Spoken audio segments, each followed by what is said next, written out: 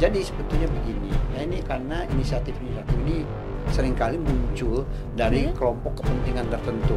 Oke. Ya, jadi misalnya ya kalau lihat dari sejarahnya itu kan CSR berangkat dari kelompok kepentingan ya atau stakeholder yang berkaitan terutama awalnya itu yang berkaitan dengan environment.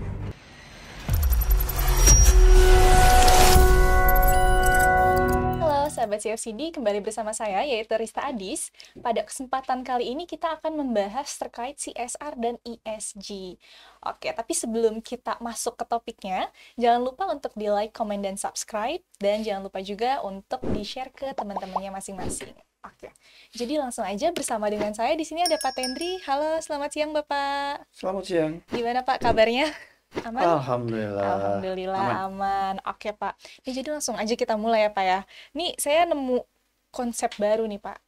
Ada ESG, Environment, Social, Governance. Kenapa ada konsep itu sih Pak? Kan kita di CSR udah diatur nih Pak di ISO. Environment-nya ada di ISO, terus sosialnya ada, governance-nya ada. Kenapa sih Pak ini ada konsep baru lagi gitu Pak? Apa itu Pak bedanya?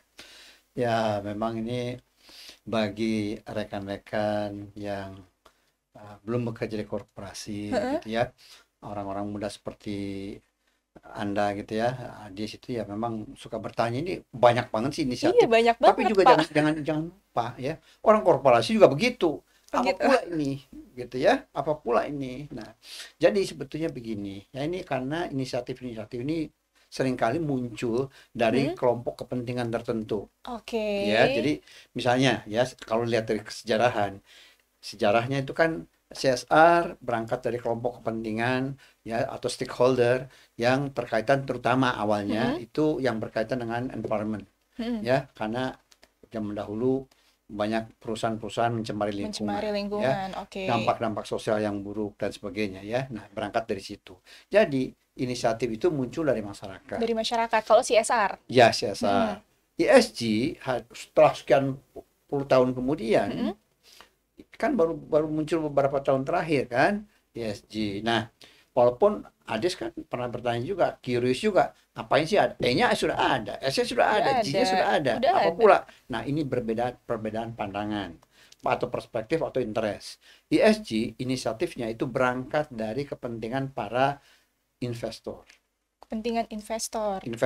Ya. Jadi bahwa being responsible pada level masyarakat saja itu nggak cukup, tapi bagaimana dikaitkan ya aspek-aspek lingkungan, sosial, and governance itu dari perspektif yang punya link terhadap performance jangka panjang perusahaan.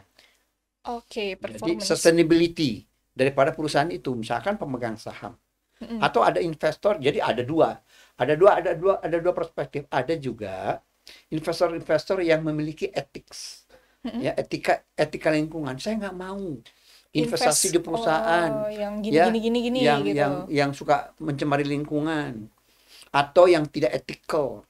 Ya itu juga berangkat dari perspektif ethics ya.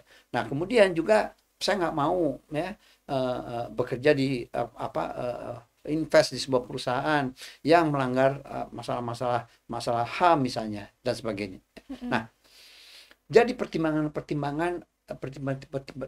seperti itu. Tapi ada juga pertimbangan yang lebih kepada konsep manajemen. Di mana Governance tadi ya. Governance ya, di mana investor itu lebih concern terhadap long term atau sustainability daripada perusahaan. Misalnya, kan dulu juga pernah ditemukan banyak terjadi ya misgovernance ya. Contoh Pak. Oh, ada perusahaan minyak dulu namanya Enron ya.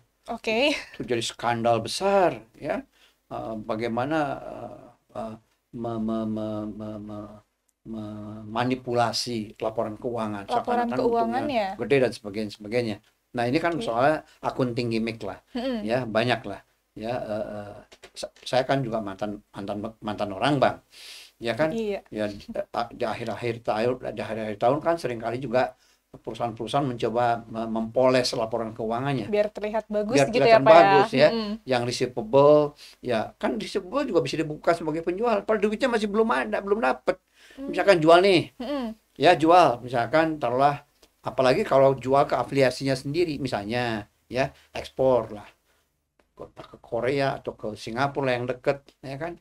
Dokumen penjualannya ada, bisa dibukukan sebagai penjualan nggak? Bisa. Bisa. Padahal Belum tentu duitnya uangnya belum, belum masuk. duitnya belum masuk, karena receivable, masih receivable. Nah coba nanti nanti bisa kita lihat daripada itu kan concernnya pada analis, bisa Mm-mm. kita lihat. Ya jangan-jangan akhir tahun itu penjualannya meningkat, tapi sebetulnya isinya kebanyakan receivable. Nah, ini kan soal accounting gimmick ya, Mm-mm. trik-trik akuntansi. Nah, itu bisa dilakukan juga. Oleh karenanya, isu-isu governance bisa menjadi penting ya Buat dari investor tadi perspektif ya, perspektif investor tadi. investor. Juga jangan lupa seringkali sekarang mereka udah pintar. Dia nggak mau ya keuntungan-keuntungan yang eratik naik Mm-mm. naik Naiknya turun dan tiba-tiba. sebagainya, tiba-tiba dan Mm-mm. sebagainya. Nah, mereka juga pingin ini sustainable apa nggak untungnya, ya berkelanjutan apa enggak untungnya, ya. Nah ini hal-hal seperti ini yang jadi perhatian sekarang ya dari perspektif investor. Begitu juga yang tadi kan ada pertimbangan-pertimbangan etik yang pertama Mm-mm. ya tadi Pertama ya, tadi misalkan dia nggak mau berinvestasi ke di perusahaan yang perusahaan-perusahaan yang mencemari. kontroversial, Mm-mm. ya yang kontroversi misalkan senjata, ya nggak mau di minuman keras, rokok, Iya, ada iya, juga iya. yang nggak mau di Mm-mm. situ ya. Nah tapi kan pertimbangan etik ya, tapi Iya, ada juga pertimbangan sustainability ya. Pada waktu berbicara soal ESG ya, itu ada juga misalkan saya mau perusahaan ini sustainable dari long term, karena saya punya perspektif investor jangka panjang. jangka Saya pengen panjang beli nggak? perusahaan saham ini, Hmm, ya pengen beli saham perusahaan ini itu untuk di hold dalam jangka waktu yang panjang. panjang gitu ya. Nah Oke. gitu.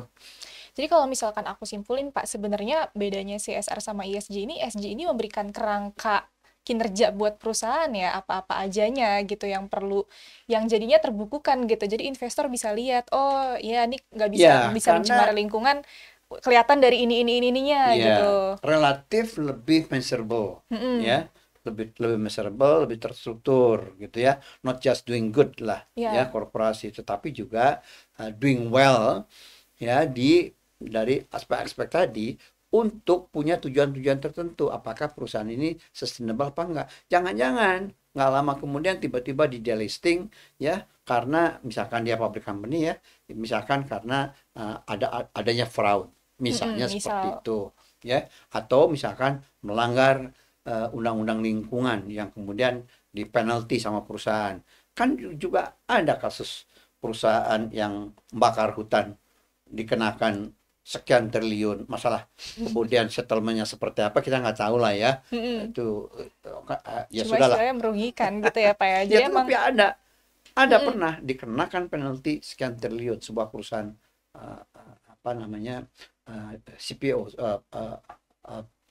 palm oil Ininya Palm. ya.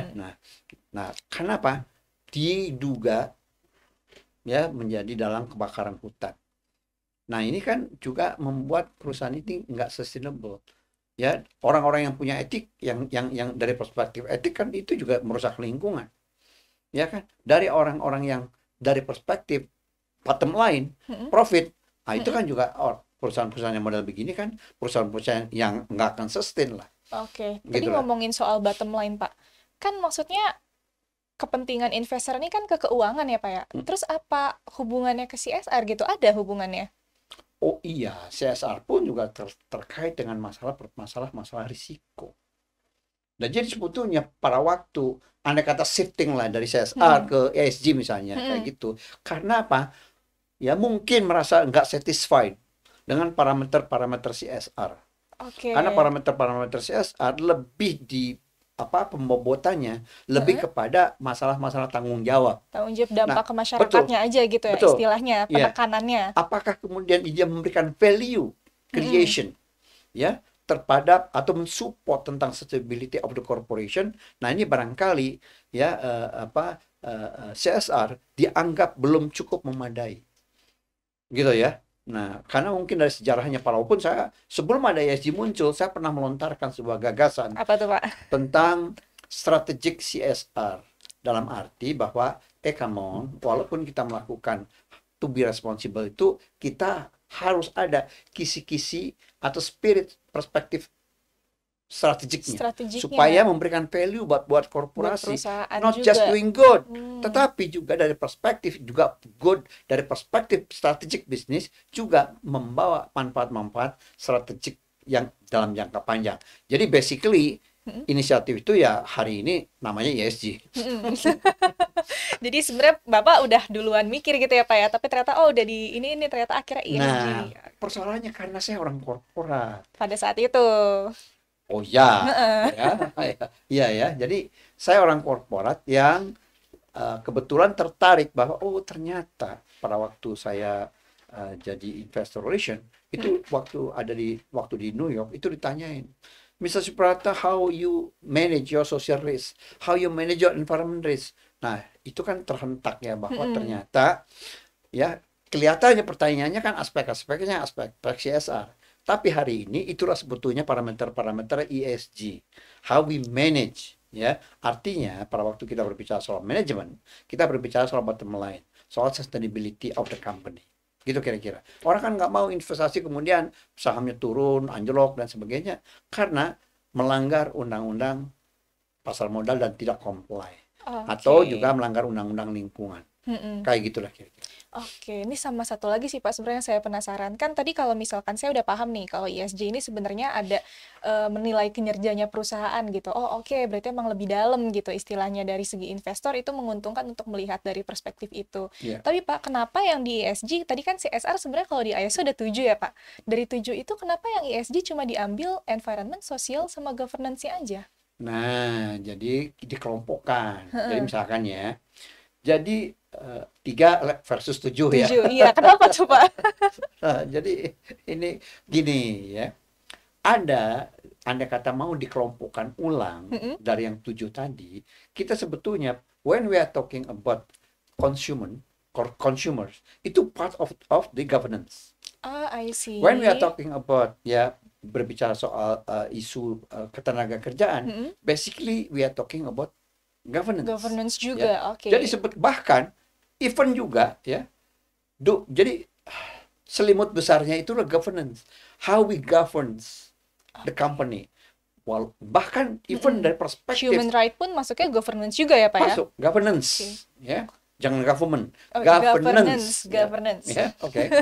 Suka keliru ya. Mm-mm. Nah, governance sama governance. Nah, bahkan how we manage isu-isu sosial juga sebetulnya part of governance.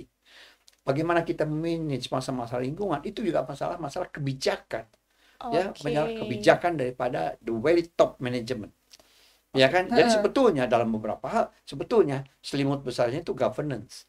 Governing environment, governing tentang social, governing tentang konsumen, governing tentang. Jadi sebetulnya kalau mau disetarakan, Mm-mm. sebetulnya G tadi juga sudah ada bahkan ya di Di Sesar. ininya. Ini kan orang Mm-mm. suka keliru karena dulu memang berangkat sejarahnya itu kan balik Dari lagi ya mm-mm. CID lagi gitu loh kira-kira.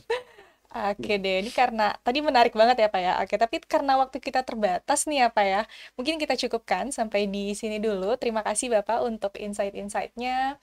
Kemudian sehat selalu Bapak.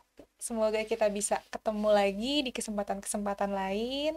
Buat teman-teman, jangan lupa juga untuk di-like, komen, dan di-subscribe, di-share ke teman-temannya, ke saudaranya, ke keluarganya. Kemudian terima kasih. Salam dari saya. Sampai jumpa kembali. Bapak.